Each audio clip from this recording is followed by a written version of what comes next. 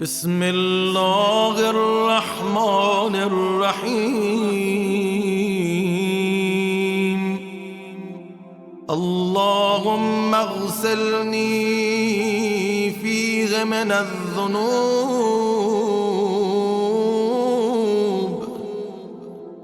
وطهرني فيه من العيوب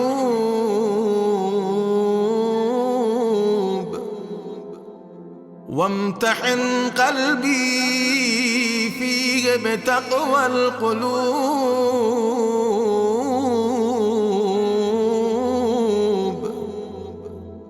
يا مقيل عثرات المذنبين.